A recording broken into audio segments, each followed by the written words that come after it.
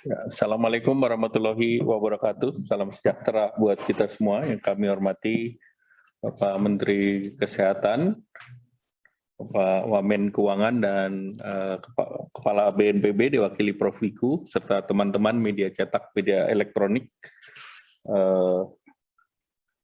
Rapat evaluasi penanganan COVID dan pemulihan ekonomi. Tadi kita mengevaluasi selama hampir 2 tahun COVID-19 dinyatakan sebagai pandemi global dan masuk Indonesia. Dan dalam sejarah ini merupakan krisis pandemi pertama yang dialami sejak Indonesia merdeka. Karakteristik COVID ini sangat dinamis dan bermutasi menjadi berbagai varian yang membuat pandemi sulit diprediksi. Walaupun situasi mulai terkendali, namun varian baru diharapkan juga perlu diwaspadai karena kita tidak menghendaki adanya tambahan daripada kenaikan ataupun gelombang ketiga. Kita sudah mengalami gelombang kedua di bulan Juli yang lalu. Kemudian kita sadari tidak ada buku panduan dalam penanganan COVID dan setiap negara melaksanakan kebijakan secara berbeda dan disesuaikan dengan karakteristik dan ketersediaan sumber daya yang ada, dan Indonesia melakukan pendekatan sendiri, mengambil resiko-resiko yang ada dan namun dilakukan dengan mitigasi yang terukur. Di bawah arahan dan kendali dan kemudi Bapak Presiden, kombinasi rem dan gas dilakukan secara optimal untuk keseimbangan antara kehidupan dan penghidupan. Dan kita terus belajar dari negara lain, terus mendengar dan terus mengambil tindakan, terus melakukan penyesuaian berdasarkan dinamika yang terjadi, dan Bapak Presiden memimpin rapat-rapat setiap minggunya. Nah, selanjutnya tadi kita bahas juga terkait dengan hal yang nanti disampaikan oleh Pak Menteri Kesehatan yang terkait dengan update daripada vaksinasi dan rencana ke depan, terkait dengan program dosis ketiga dan juga program PBI, kemudian terkait dengan pengembangan realisasi daripada pemulihan ekonomi nasional. Itu klaster kesehatan capaiannya 54,3%, perlindungan sosial 67%, program prioritas 57,7%, dukungan UMKM korporasi 38,9%, dan klaster insentif usaha 96,7%. Nanti detailnya Pak Wamen Keuangan akan menjelaskan, termasuk dengan prognosa sampai akhir tahun yang diperkirakan anggaran-anggaran tersebut dapat terserap. Nah, beberapa yang tadi diputuskan yaitu adalah program bantuan subsidi upah, di mana bantuan subsidi upah diperluas yang semula hanya diberlakukan untuk mereka yang dikenakan PPKM level 4 dan 3. Target penerimanya adalah 8.783.350 dengan DIPA-nya adalah 8,7 triliun. Dan terdapat sisa dana BSU sebesar 1.991.477 rupiah, sehingga penerima BSU diperluas, dan ini sesuai dengan usulan dari Kemenaker, sehingga tentu ini diharapkan dapat bisa dilaksanakan dan tidak ada perubahan dari kriteria penerima. Nah, tentu dengan sisa anggaran ini akan ada perluasan sebanyak 1,6 juta sasaran pekerja, dan ini jumlah anggarannya adalah 1,6 triliun. Yang kedua adalah yang terkait dengan top up kartu sembako. Ini tadi sudah dirapatkan secara teknis, dan top up ini menggunakan dana optimalisasi di Kementerian Sosial, di mana untuk November-Desember ini dilakukan 3 bulan, masing-masing 300.000 pada 35 kabupaten kota, 35 kabupaten prioritas, terutama untuk penanganan kemiskinan ekstrim. Dan nanti di bulan Desember akan dilakukan sensus kemiskinan oleh BPS di 35 kabupaten tersebut. Selanjutnya kami persilakan Pak Menteri Kesehatan. Terima kasih Pak Menko, serta rekan-rekan wartawan yang kami sayangi. Assalamualaikum warahmatullahi wabarakatuh. Pada kesempatan ini meneruskan arahan dari Pak Menko, memang kita bersyukur bahwa kasus di Indonesia itu sudah turun, rendah. Tetapi memang kita tidak boleh lengah, terutama karena kita menghadapi liburan Nataru yang secara historikal kita lihat selalu ada kenaikan. Untuk itu butuh bantuan juga dari teman-teman media untuk memastikan bahwa jangan terjadi euforia yang berlebihan, yang membuat kita tidak waspada, karena negara-negara dengan tingkat vaksinasi yang tinggi seperti Israel, Singapura, Inggris, Amerika tetap juga mengalami peningkatan kasus. Nah, itu yang harus kita waspadai agar jangan terburu-buru kita melakukan pelonggaran yang berlebihan sehingga nantinya bisa membuat adanya lonjakan kasus yang mengakibatkan kita juga harus melakukan pengereman dari aktivitas ekonomi kembali.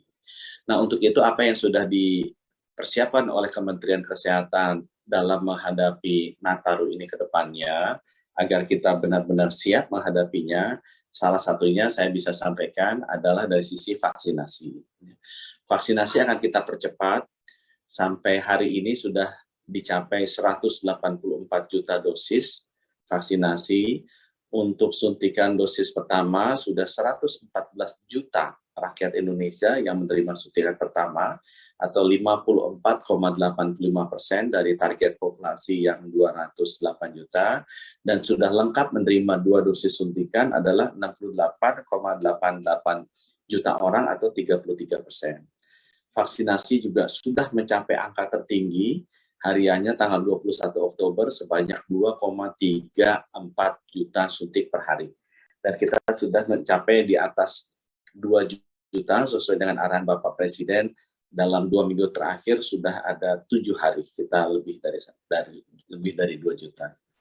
Kita juga sudah hampir seluruh ibu kota provinsi mencapai suntikan dosis pertama di atas 70%, ya, tinggal ada sekitar 12 provinsi lagi, 15 ibu kota provinsi yang belum.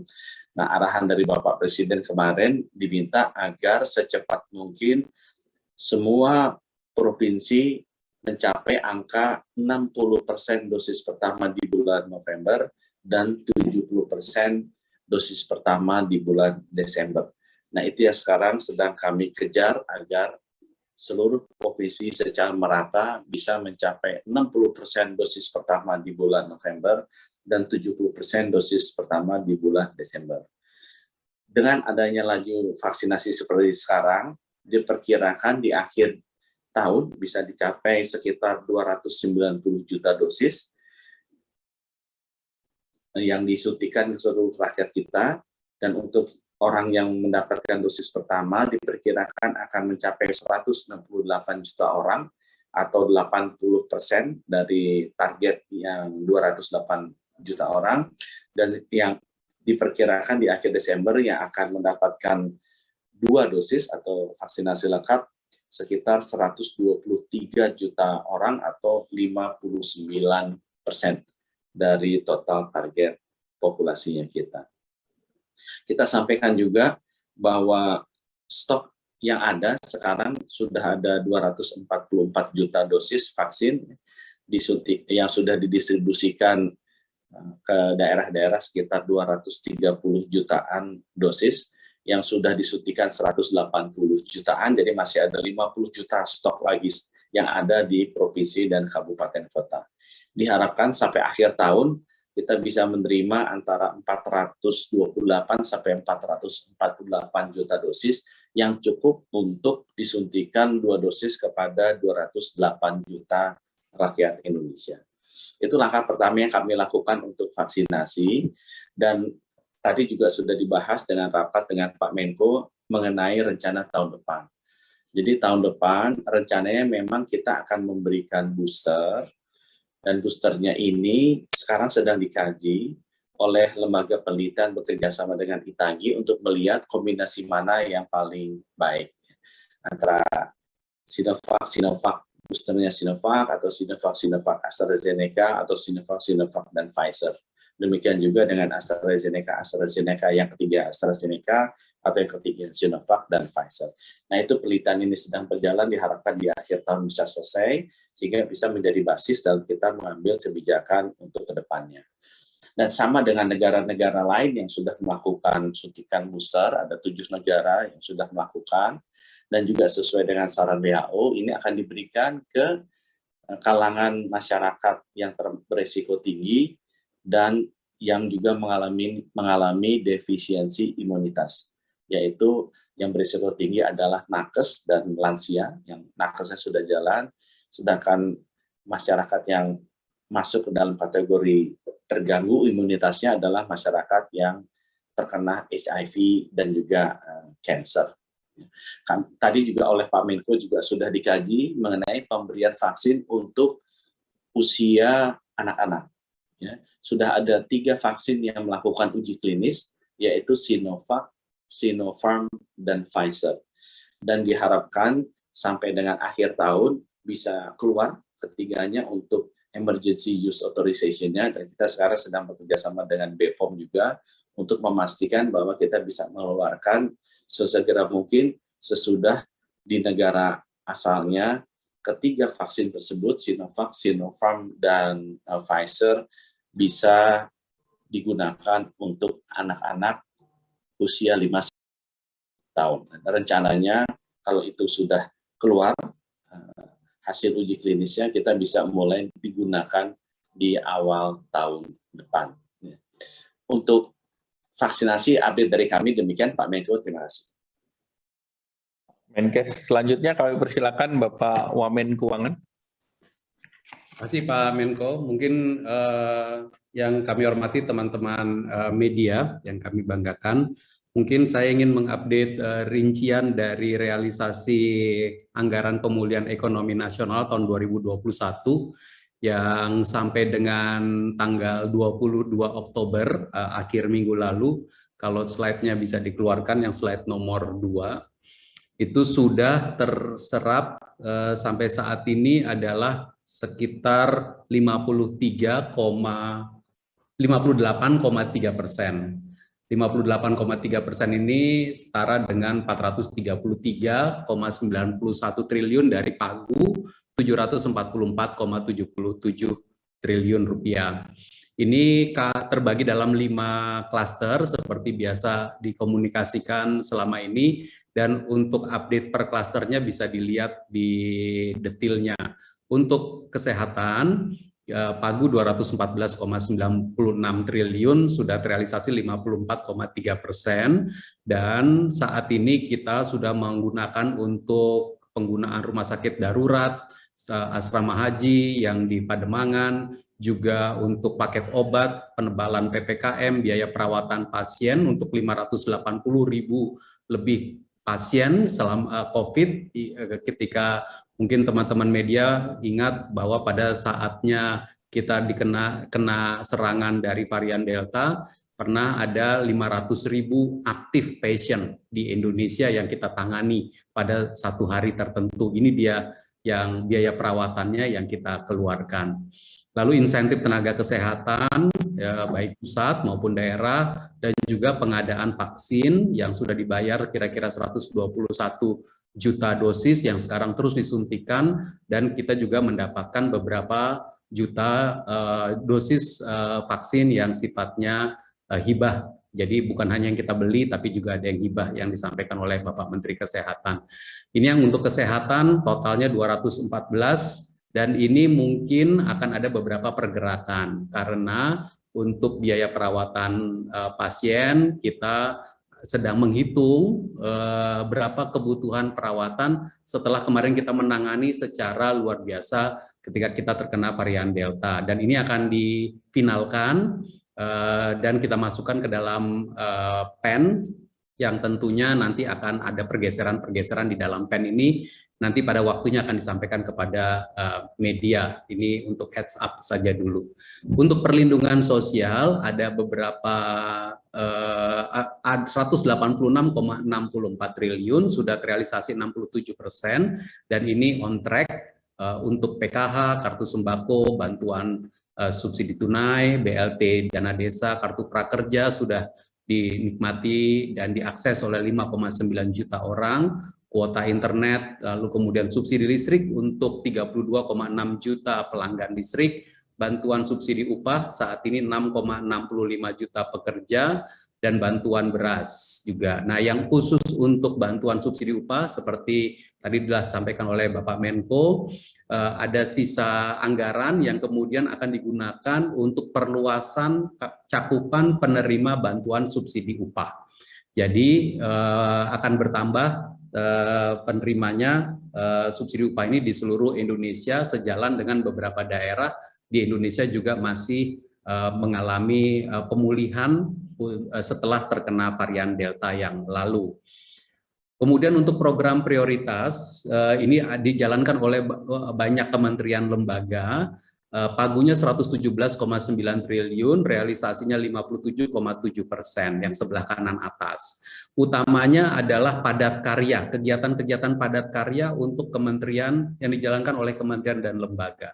Ketika kita terkena varian Delta, kegiatan padat karya ini ditunda sementara, belum dijalankan untuk menjaga protokol kesehatan dan mengurangi penularan. Namun setelah kita varian Deltanya turun, ini mulai dijalankan lagi, sehingga menjadi dorongan bagi pemulihan ekonomi kita, terutama di kuartal 4 ini, akhir kuartal 3, di sekitar bulan Agustus, September, Oktober, mungkin September, Oktober, dan kuartal 4. Kita berharap ini dijalankan dan kementerian lembaga mendorong penciptaan output padat karya ini, termasuk beberapa kegiatan di mangrove, juga beberapa kegiatan yang di sektor pertanian, juga di beberapa sektor infrastruktur yang dijalankan. Kegiatan pariwisata juga didorong untuk sudah ada bantuan untuk Bangga Buatan Indonesia, juga bantuan untuk produksi film, ini untuk mendorong kegiatan pariwisata dan ekonomi kreatif kita. Dan juga fasilitas pinjaman daerah 10 triliun melalui PT SNI telah dijalankan di bawah program prioritas ini, memberikan pinjaman kepada daerah. Yang kemudian klaster keempat adalah untuk dukungan UMKM dan korporasi.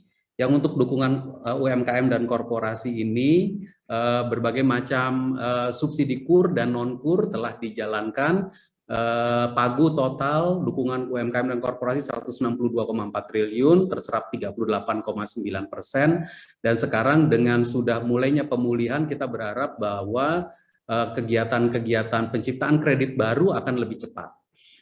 Selama kita mengalami varian Delta, kemarin kita memberikan bantuan pelaku usaha mikro, 12,71 juta usaha mendapatkan, dan juga subsidi bunga kur untuk 6,02 juta debitur dan non-kur untuk 7,2 juta debitur. Kita juga menyalurkan bantuan PKL kepada 550.000 lebih usaha selama kita melakukan upaya penanganan protokol kesehatan dan juga kegiatan ekonomi di daerah di daerah-daerah. Dan ini semuanya dari dukungan UMKM dan korporasi. Ini akan kita terus jalankan. Kalau nanti kita lihat ada yang bisa kita efisienkan dari sini, kita akan efisienkan untuk kita pakai menutup yang bagian kesehatan yang nanti ada beberapa pergeseran-pergeseran. Yang terakhir adalah klaster insentif usaha yang pagunya 62,83 triliun berupa insentif pajak. Ini insentif pajak PPh 20 pasal 21, PPh final untuk UMKM, pembebasan PPh 22 impor, pengurangan angsuran PPh 20 pasal 25, restitusi PPN yang dipercepat. Ini yang memanfaatkan itu ada tertera di sebelah kanan secara komplit. Saat ini 62,8 triliun pagu insentif pajak telah terpakai sekitar 60,73 triliun atau hampir 97% telah terpakai. Ini baru bulan Oktober. Artinya, teman-teman media semua, bahwa kegiatan ekonomi kita berjalan. Karena kegiatan ekonomi kita berjalan, maka PPh 21 dimintakan pengurangan. PPh final UMKM dimintakan ditanggung pemerintah. PPh pasal 22 untuk impor mendapatkan pembebasan. Kita bersyukur bahwa pemanfaatan insentif pajak ini tinggi dan mungkin akan melebihi pagunya. Kalau melebihi pagunya berarti insentif usaha yang kita perkirakan nanti akan menjadi lebih tinggi dibandingkan angka yang ada di PEN, namun ini akan menjadi manfaat untuk seluruh masyarakat dan dunia usaha ketika dalam proses pemulihan ekonomi. Nah, teman-teman media semua, mungkin sebagai penutup saya bisa sampaikan bahwa kita akan terus menjaga realisasi dari angka pemulihan ekonomi nasional 2021 secara efisien, akan terus kita jalankan secara efisien, namun kita pakai betul-betul untuk mendorong pemulihan ekonomi. 744,77 triliun mungkin pada saatnya akan ada pergeseran-pergeseran di dalam klaster-klaster ini, namun akan kita manfaatkan termasuk tadi untuk menangani kemiskinan ekstrim. Yang seperti arahan Bapak Menko untuk kemiskinan ekstrim, di samping kegiatan Kementerian Sosial yang sudah dilakukan, akan diberikan tambahan bantuan untuk penerima bantuan sosial yang paling miskin, itu nanti sekitar 3 bulan akan diberikan sebesar 300.000. Ini sumber datanya nanti adalah penerima kartu sembako, juga yang juga menerima PKH, dan kemudian diberikan selama akhir tahun, dan nanti akan kita pastikan supaya bisa membantu masyarakat yang paling miskin. Dan untuk memastikan bahwa yang menerima ini nanti kita bisa kurangi exclusion error-nya, maka dana desa yang juga diberikan bisa diberikan dalam bentuk bantuan langsung tunai dari dana desa juga akan diberikan. Jadi bantuan langsung tunai BLT dana desa juga akan diberikan kepada masyarakat perdesaan yang dijadikan penerima BLT dana desa, untuk memastikan bahwa yang belum masuk dalam sebagai penerima dari bantuan program pusat bisa menerima bantuan juga dalam rangka mengurangi kemiskinan ekstrim. Dana desa masih akan disalurkan oleh pemerintah pusat dalam bentuk penyaluran ketiga pada bulan Oktober dan November ini, dan kita maksudkan untuk menangani kemiskinan ekstrim di berbagai macam daerah, khususnya di 35 kabupaten prioritas yang telah kita lakukan. Ini akan kita optimalkan seluruh pendanaannya, baik dari dana PEN maupun dari dana APBN secara keseluruhan. Kalau yang mungkin teman-teman media telah mengikuti paparan dari APBN kita kemarin, dan itu telah menunjukkan untuk yang APBN yang hari ini adalah untuk yang khusus mengenai sumbernya PEN. Mungkin demikian Bapak Menko yang dapat kami sampaikan beberapa hal mengenai progres PEN yang terakhir. Terima kasih Bapak. Terima kasih. Selanjutnya kami persilakan Prof. Wiku. Baik, terima kasih Pak Menko Perekonomian. Yang terhormat para jurnalis, kami ingin melanjutkan penjelasan tentang penanganan COVID oleh Satgas. Untuk itu, Satgas Penanganan COVID pada tahun 2021 ini telah melaksanakan tugasnya dengan berpegang pada prinsip kolaborasi lintas sektor. Hal ini penting untuk diketahui bersama, dan terdapat 6 bidang Satgas yang memiliki tugas dan fungsi masing-masing, mulai bidang data dan IT, komunikasi publik, perubahan perilaku, penanganan kesehatan, koordinasi relawan, dan perlindungan tenaga kesehatan. Dan penanganan COVID-19 dari hulu ke hilir ini terbagi menjadi 3 pilar, yaitu pilar promotif dan preventif, pilar surveillance, dan pilar kuratif, dengan 3 strategi, yaitu sosialisasi dan edukasi, penegakan kedisiplinan, dan kolaborasi lintas unsur. Maka dari itu, Satgas COVID-19 membentuk posko sampai ke tingkat desa atau kelurahan di seluruh Indonesia dalam rangka pengawasan kepatuhan protokol kesehatan sampai tingkat yang terkecil di masyarakat, sehingga bisa memutus mata rantai penularan di masyarakat, sehingga bisa produktif dan tetap aman COVID. Sepanjang tahun 2021, Satgas COVID-19 telah melakukan berbagai upaya pengendalian kasus melalui penerapan kebijakan, utamanya pemberlakuan pembatasan kegiatan masyarakat atau PPKM, sebagai mitigasi kenaikan kasus pada lonjakan pertama pasca libur Nataru di bulan Januari lalu. Setelah kasus turun, kebijakan ini dilanjutkan menjadi PPKM Mikro di seluruh Indonesia dan berkembang menjadi PPKM Darurat saat lonjakan kedua pasca libur Idul Fitri. Kebijakan ini berhasil meredam lonjakan kasus dan dilanjutkan dengan PPKM level 1 sampai dengan 4 hingga saat ini. Selain PPKM, kebijakan yang juga diterapkan adalah pengaturan perjalanan internasional dan pengetatan perjalanan dalam negeri. Kebijakan-kebijakan ini terus disesuaikan dengan dinamika kasus yang terjadi di dunia dan di Indonesia, dan sepanjang tahun ini terdapat 6 surat edaran Satgas yang mengatur perjalanan internasional, dan ada 11 yang mengatur pengetatan perjalanan dalam negeri, termasuk peniadaan mudik. Selain penyusunan dan pemantauan kebijakan, Satgas juga melakukan upaya penanganan COVID, antara lain adalah pemantauan terhadap perubahan perilaku masyarakat, yaitu menjaga jarak dan memakai masker, kemudian pembentukan posko di desa atau kelurahan di seluruh Indonesia yang juga terus dipantau dan digiatkan, kemudian penyediaan fasilitas isolasi terpusat, dan yang terakhir distribusi masker sebagai upaya pencegahan. Setiap bidang yang ada di bawah Satgas ini menjalankan peran dan fungsinya masing-masing, dari bidang data IT, penyediaan sistem satu data bersatu lawan COVID, yang mencakup zonasi risiko, monitoring perubahan perilaku, pelaksanaan PPKM Mikro sampai level desa atau kelurahan. Kemudian kumpulan data ini juga digunakan oleh lintas kementerian lembaga di pusat maupun daerah sebagai dasar analisis situasi dan pengambilan keputusan dalam pengendalian COVID untuk tiap daerah. Selanjutnya, bidang perubahan perilaku juga memiliki tugas membantu mempercepat perubahan perilaku di masyarakat dan menerapkan protokol kesehatan. Bidang ini melakukan berbagai upaya perubahan perilaku seperti edukasi dan sosialisasi dari berbagai macam metode. Dalam melakukan tugasnya, tentunya bidang perubahan perilaku ini melakukan kerjasama dengan berbagai institusi. Kemudian hingga saat ini bidang perubahan perilaku telah menghasilkan berbagai materi edukasi, baik pedoman, video, lagu, pagelaran seni, dan lebih dari 60 juta orang yang sudah dididik dan telah menghasilkan 123.000 duta perubahan perilaku yang tersebar di seluruh Indonesia. Kemudian bidang komunikasi publik, ini tugas utamanya adalah menyebar informasi dari setiap elemen Satgas kepada masyarakat.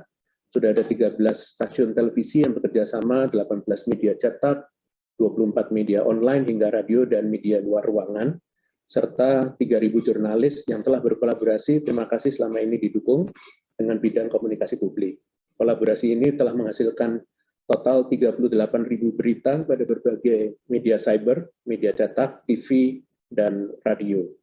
Selanjutnya untuk bidang koordinasi relawan, ini bertugas menghimpun dan mengkoordinasi serta mendistribusikan relawan COVID-19 dalam kegiatan-kegiatan edukasi, asistensi yang dilakukan oleh kementerian lembaga sesuai dengan kebutuhannya.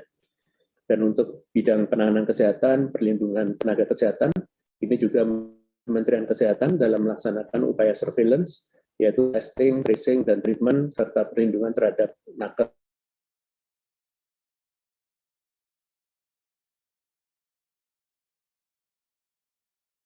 Susunan kebijakan terkait pengendalian COVID. Satgas terus berkoordinasi dengan kementerian lembaga di tingkat pusat maupun Satgas di daerah di seluruh wilayah Indonesia untuk memastikan pengendalian dilakukan secara terkoordinir dan terstruktur. Meskipun saat ini kondisi kasus di Indonesia sudah membaik, seperti tadi sudah disampaikan Bapak Menko, masih ada tugas besar yang harus kita perjuangkan, yaitu peningkatan cakupan vaksinasi, seperti tadi disampaikan oleh Menteri Kesehatan, dan untuk itu kita semuanya harus bisa menangani ini dengan baik, dan kondisi pandemi di Indonesia saat ini mengalami perbaikan dan harus terus dijaga, dan jangan sampai kita terjadi lonjakan kasus, terutama seperti negara-negara lainnya. Untuk itu diperlukan kerjasama seluruh pihak sehingga kita dapat mengendalikan kasus dengan baik. Kita telah mampu perlahan-lahan kembali produktif namun tetap aman dengan pelaksanaan PON ke-20 di Papua yang nyatanya menimbulkan hanya 176 kasus dari total 10.000 lebih kontingen atau positivity rate-nya sekitar 1,13%. Cukup rendah. Dan belajar dari pengalaman ini, kegiatan besar mendatang, yaitu Superbike di Mandalika pun sedang disiapkan. Dari 5 kabupaten kota di NTB, 4 diantaranya telah berada pada level 1, dan hanya 1 daerah yang berada di level 2. Selain itu, upaya percepatan vaksinasi menuju target 70% dosis, ini terus dilakukan dengan capaian relatif tinggi di Kota Mataram 92,74%, di Lombok Barat 56,37%, di Lombok Tengah 68,69%, Lombok Timur 48,29%, dan Lombok Utara 69,59%. Ini telah dilaksanakan persiapan alur mobilisasi kedatangan penonton yang akan masuk ke lokasi. Dan penting diingat, dalam beberapa bulan ke depan, kita akan menghadapi periode Natal dan Tahun Baru yang berpotensi menimbulkan lonjakan kasus.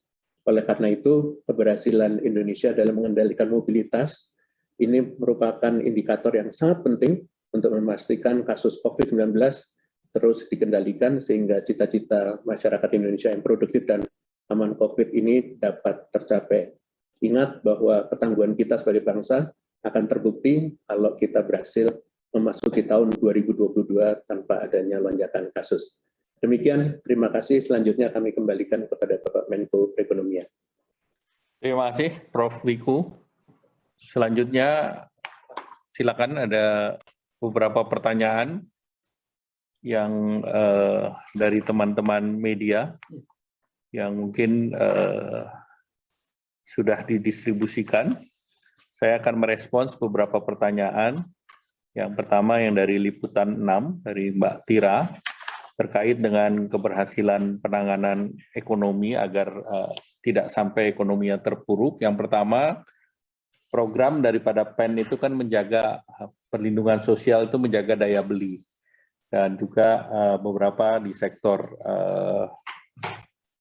perekonomian untuk menjaga UMKM dan korporasi dalam klaster-klaster tersebut.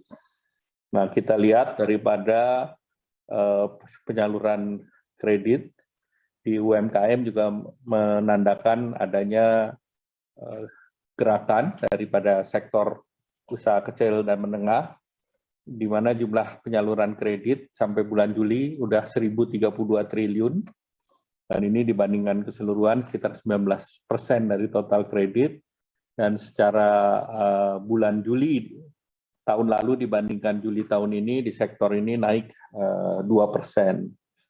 Kemudian dari program terkait dengan insentif yang diberikan di sektor perpajakan, itu juga insentifnya diberikan kenaikan, misalnya untuk PPh pasal 22, itu yang tahun lalu 132 triliun, tahun ini 387 atau naik 265. Kemudian yang terkait dengan PPh pasal 25 juga dari 216 menjadi 481, dan yang TPN dari 132 menjadi 229 T. Jadi ini dari keseluruhannya dan dari yang diserap tadi terjadi kenaikan sehingga terlihat bahwa perekonomian bergerak.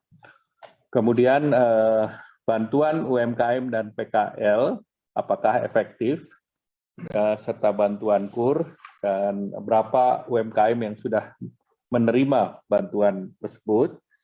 Bantuan daripada PKL dan warung realisasi per 25 Oktober sudah ada 706.996 penerima atau 848 miliar rupiah, dan ini adalah 70% daripada pagu anggaran, sehingga dengan demikian serapannya baik, dan ini adalah mereka yang bukan penerima BPUM. Jadi bantuan ini efektif untuk memberi jaring pengaman kepada mereka yang belum mendapatkan bantuan.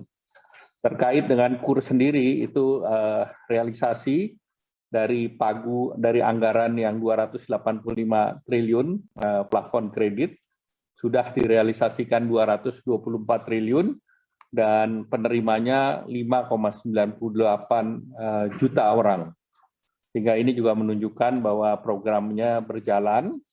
Dan kalau kita lihat terkait dengan program pertanyaan berikut, Kartu Prakerja, ini sudah berjalan gelombangnya di tahun ini untuk 5,91 juta orang, dan dari 5,91 ini anggarannya sudah 20,98 triliun atau 99%. Jadi program ini juga sudah berjalan, dan tentu ada pertanyaan apakah tahun depan program itu dilanjutkan. Pemerintah telah mempersiapkan beberapa program yang terus berlanjut di tahun 2022, yaitu untuk klaster kesehatan sebesar 77,05 triliun, perlindungan masyarakat 126,54 triliun, program prioritas 90,4, dan dukungan UMKM 27,48 triliun. Kemudian dari Kontan menanyakan realisasi daripada UMKM yang masih 38,9. Memang dari berbagai program yang masih 40% itu adalah subsidi bunga KUR yang realisasinya baru 40%. Namun kalau kita lihat ini masih menunggu realisasi karena menunggu reimbursement-nya saja, sedangkan KUR-nya sudah dilaksanakan. Tadi disampaikan oleh Pak Wamen bahwa ini sudah di dalam proses. Kemudian juga yang masih rendah adalah PMN untuk 6 BUMN, di mana termasuk LPII, SWF, ini biasanya tinggal menunggu regulasinya saja. Sehingga PP-nya kalau itu diterbitkan, dia akan langsung terserap. Jadi mungkin itu yang membuat, karena angkanya cukup besar, dari pagu yaitu 63 triliun, maka ini tentunya ini bisa diserap dalam waktu yang relatif cepat. Kemudian hal lain dari bisnis, strategi PEN, nah tadi sudah kami jawab bersamaan dengan pertanyaan dari Bu Imas dari Kontan. Kemudian kuartal keempat 58%, optimalisasi tadi disampaikan oleh Pak Wamen, prognosanya sampai dengan akhir tahun akan meningkat atau akan bisa mencapai 100% atau bahkan lebih, karena memang ada penanganan terkait dengan varian Delta yang klaim rumah sakit juga mengalami peningkatan, dan juga tentunya terkait dengan beberapa kegiatan lain, termasuk kita juga optimalisasikan yang tadi untuk PSU dan juga untuk sembako yang dikaitkan untuk penanganan kemiskinan ekstrim, sehingga kami yakin program-program tersebut bisa menyerap dana-dana yang ada. Pak Menkes, kami bacakan. Selanjutnya kami persilakan Pak Menkes. Mungkin kami bacakan. Silakan Pak Susi. Mohon izin Pak Menkes, ada beberapa pertanyaan tadi. Pertama yang dari Bidara Kontan mengenai masalah penurunan harga PCR, Bapak. Bagaimana caranya menurunkan harga karena mayoritas alat masih produk impor? Apakah akan ada subsidi dari pemerintah? Kalau ada, kira-kira besarnya berapa? Dan yang kedua juga dari daerah konten tadi mengenai menjelang akhir tahun, kira-kira untuk meminimalisir gelombang berikutnya, gelombang ketiga, apa yang kira-kira akan dilakukan pemerintah, terutama terkait dengan faktor ketersediaan alkes, PCR, APD, obat-obatan. Kemudian dari Abraham BBC ini hampir sama terkait dengan harga PCR, kalangan pengusaha mendorong supaya pemerintah memberikan subsidi. Apakah kira-kira pemerintah mempunyai alokasi anggaran untuk subsidi PCR ini? Dan yang berikutnya dari kata data Pak Menkes, ASIS, terkait dengan anggaran yang sudah dikeluarkan pemerintah untuk pembelian obat-obatan COVID-19. Kemudian dari Grace, dari Bloomberg, tadi terkait dengan rencana anggaran untuk vaksin booster tahun depan, Bapak. Dan yang terakhir dari Fitri Liputan 6 tadi terkait dengan stok vaksin yang kedaluarsa, apakah beberapa daerah ada yang 10 hari lagi sudah expired, bagaimana masalah pengaturan distribusi vaksin. Demikian Bapak Menteri Kesehatan kami sampaikan. Terima kasih. Terima kasih Pak Sesmenko. Saya tampilkan yang pertama mengenai PCR. PCR ini harga kita yang Rp900.000 itu kira-kira 25% kuartal paling murah dibandingkan dengan harga PCR di airport-airport di dunia. Jadi kalau misalnya diturunkan ke 300.000, itu mungkin masuk 10% kuartal yang paling murah dibandingkan dengan harga PCR airport-airport di dunia. Yang paling bawah memang India. India murah sekali, 160 ribuan. Tapi memang India karena itu adalah negara yang paling murah untuk semuanya, gitu ya, selain Cina. Karena memang mereka juga punya produksinya di dalam negeri, kemudian economic of scale-nya karena jumlah rakyatnya hampir 2 billion, itu tercapai. Tapi untuk informasi teman-teman, harga PCR kita yang ditentukan oleh Pak Presiden kemarin itu sudah 10% paling bawah, paling murah dibandingkan dengan harga tes PCR di seluruh dunia, ya, di airport-airport. Dan apakah akan disubsidi? Pemerintah tidak merencanakan ada subsidi, ya, karena memang kalau kita lihat harganya, apalagi sudah diturunkan, itu sudah cukup murah.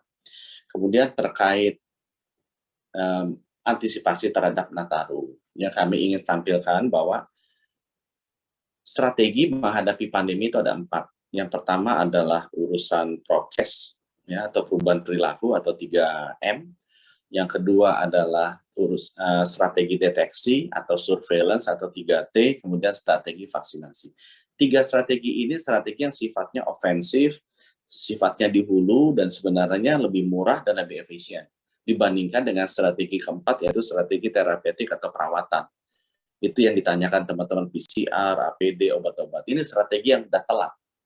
Strategi dihilir, strategi kepepet misalnya.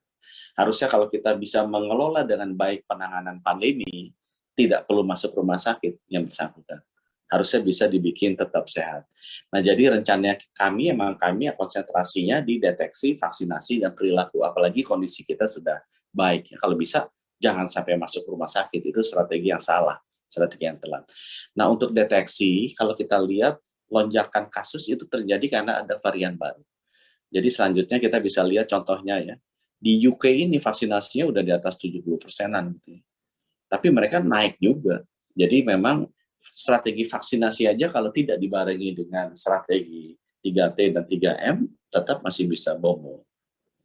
Nah, kenapa mereka naik? Di halaman berikutnya itu karena ada varian baru, ya, varian Delta, dan di Inggris itu ada subvarian, jadi mutasi dari varian Delta yang namanya AY.42 yang sedang naik tinggi. Jadi itu yang kita monitor ketat sekarang. Di halaman selanjutnya kita bisa lihat ini adalah varian subvarian Delta nomor 1 sampai 16, dan di kanan itu yang Indonesia. Kalau Indonesia paling banyak Delta nomor 3 itu B117.2 itu Delta, tapi juga ada subvarian AY23 dan AY24. Nah, AY23 ini yang sekarang merambah di Singapura. Kita lihat di kiri. Jadi sekarang yang dilakukan dengan kita memiliki 12 genome sequencing lab, strategi nomor 1 adalah mencegah jangan sampai varian baru masuk. Dan kita monitor ketat itu perkembangan varian-varian di kita. Jangan sampai masuk sehingga orang tertular, sehingga orang masuk rumah sakit. Jadi strateginya lebih ke hulu. Strategi yang lain yang kita lakukan adalah juga strategi mengenai 3M-nya, ya Pak, perubahan perilakunya. Jadi yang paling bawah yang mengenai pandemi, pergerakan, kita sudah lihat bahwa setiap kali ada pergerakan mobilitas yang tinggi, itu selalu diikuti dengan kenaikan kasus. Dan umumnya kalau kita lihat, angka threshold-nya tuh begitu dia kena 10% di atas sebelum pandemi, biasanya tuh kita lihat liburan Nataru kemarin, itu garis kuningnya tuh, line chart kuningnya, begitu dia lewat 10%, naik tuh kasusnya. Terjadi juga waktu Lebaran, dia naik lagi pergerakannya 10%, langsung naik lagi kasusnya, lebih tinggi karena adanya varian Delta baru. Jadi buat teman-teman media bisa bantu juga. Kalau kita nggak mau mengulangi kesalahan yang sama, jangan euforia berlebihan. Langsung jalan-jalan kemana-mana, masuk mall, masuk tempat kafe-kafe penuh, karena masih bisa naik lagi. Dibuktikan dengan Inggris, Israel, Singapura, yang vaksinasinya sudah 80% pun naik.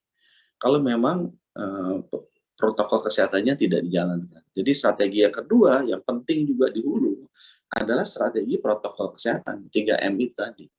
Kalau bisa mobilitasnya nanti dari tahun baru di bawah yang hijau itu, di bawah 5% dari awal. Kalau boleh naik maksimal sampai garis yang hijau.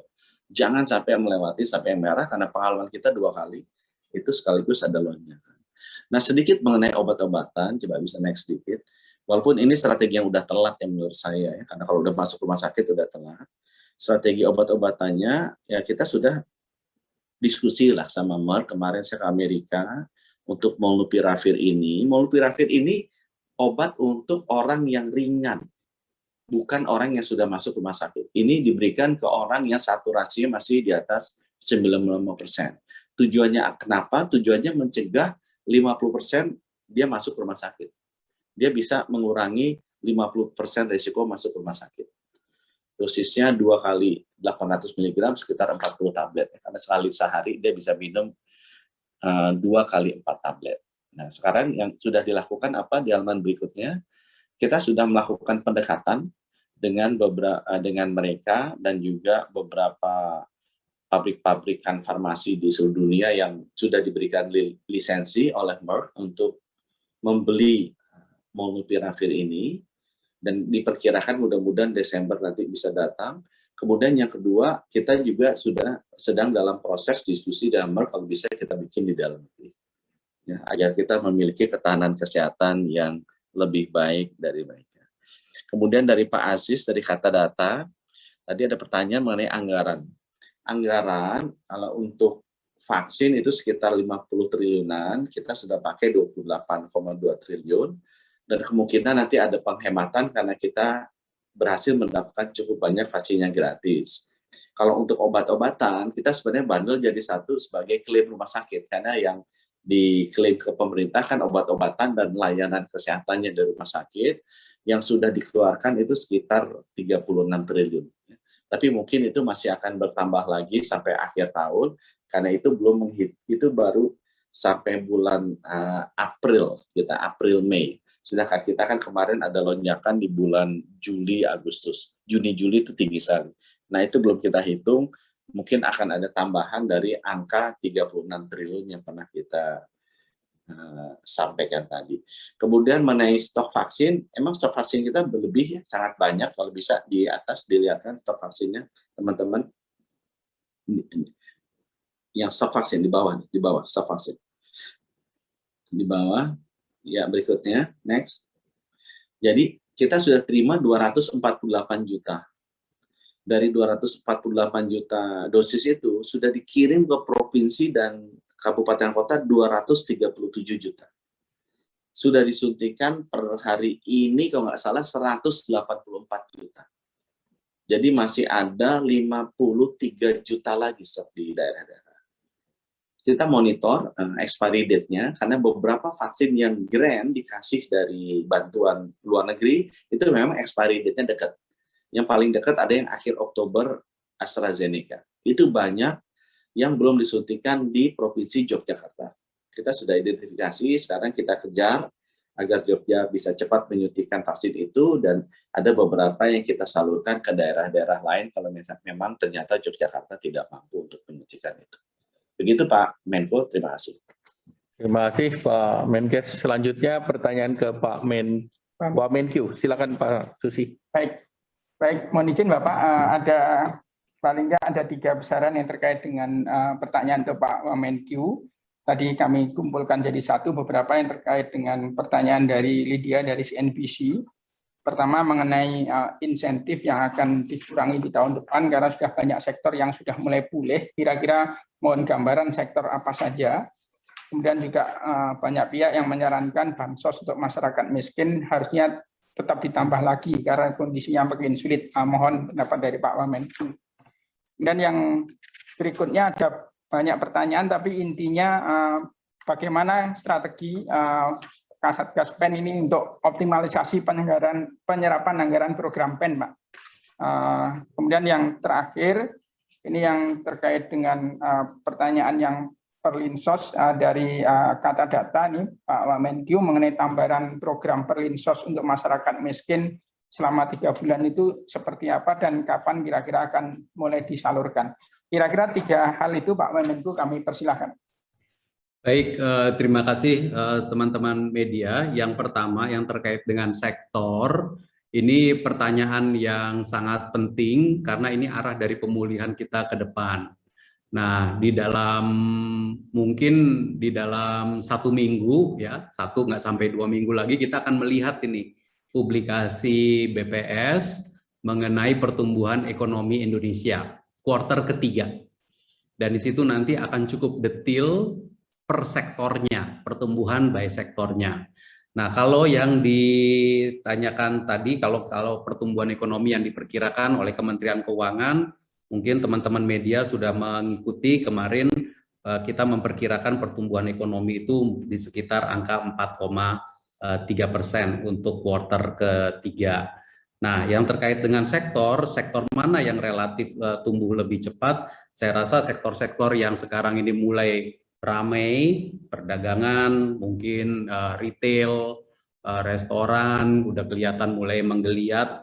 Tapi nanti menurut saya kalau yang seperti informasi dan komunikasi itu beberapa quarter tetap tinggi.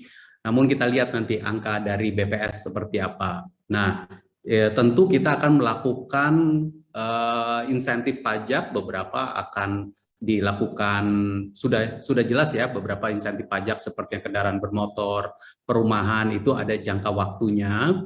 Namun kemudian nanti tentu akan kita lihat gerak ekonominya seperti apa. Nah, jadi nanti kita akan terus perhatikan bersamaan dengan data yang keluar. Yang terkait dengan percepatan anggaran, mungkin teman-teman media yang meliput kemarin APBN kita mungkin bisa lihat bahwa belanja negara itu secara keseluruhan adalah sekitar 65% dari target APBN per 30 per APBN yang terakhir. Kalau belanja kementerian lembaga itu sekitar 70%.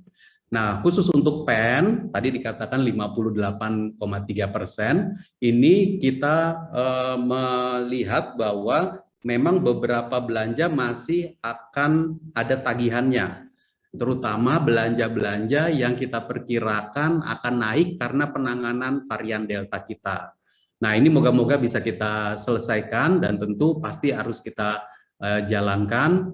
Teman-teman media juga melihat sebenarnya dari beberapa anggaran tahun lalu, misalkan perawatan pasien tahun 2020, insentif nakes 2020 juga kita selesaikan di tahun 2021 ini. Jadi ini memang ada beberapa yang mesti kita selesaikan bersamaan. Kami yakin bahwa ini bisa diselesaikan dan 744,7 triliun akan bisa akan mencukupi untuk menanggulangi pemulihan ekonomi nasional 2021. Yang terkait program prioritas sebenarnya ketika kemarin varian Deltanya tinggi, banyak yang tertunda. Jadi kegiatan-kegiatan padat karya, tapi ketika September mulai turun, mulai bergerak lagi. Jadi ini nanti akan ada percepatan di program-program prioritas tersebut. Dan kalau yang terkait dengan dukungan UMKM juga terus berjalan dalam bentuk realisasi dari subsidi bunga KUR dan non-KUR yang sifatnya itu reimburse dijalankan oleh beberapa BUMN kita. Jadi ini masih tetap menurut kita on track dan on track juga dalam konteks APBN. Yang terkait dengan kemiskinan ekstrim, top up-nya adalah 3 bulan, mekanismenya akan dilaksanakan oleh Kementerian Sosial menggunakan program yang saat ini memang sudah jalan, jadi bukan menciptakan program baru. Jadi sifatnya itu top up, Kementerian Sosial sekarang mendetilkan nama dan alamatnya, dan kemudian melakukan top up atas pembayaran. Nah, top up atas pembayaran ini sebenarnya sudah dilakukan beberapa kali, termasuk dari sejak tahun 2020 juga sudah ada beberapa top up. Jadi ini bukan program baru, aktivitasnya bisa dilakukan dengan cepat di bulan November dan Desember ini, yang tadi top up 3 bulan tersebut. Ini kalau tahun lalu mungkin teman-teman media masih ada yang ingat, PKH tahun lalu itu beberapa bulan pembayarannya dilakukan secara bulanan, instead of 3 bulanan, itu semacam top up sebenarnya.